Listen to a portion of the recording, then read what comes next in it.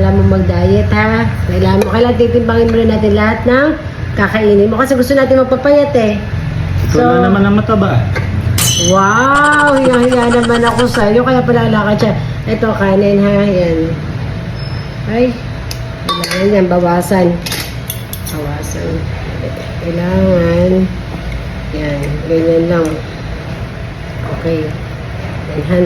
Anuhin natin yan. Bawasan natin. Sobra. Kailangan mo ng ulam. Kailangan mawasan pa. Ganyan ha. Kailangan babasan kasi paano magiging ano yan? Kailangan sakto lang.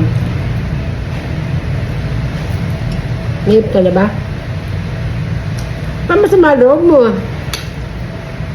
Ha? Dami masyado. Ang timbang ginagawa mo. Ang pagdala yan.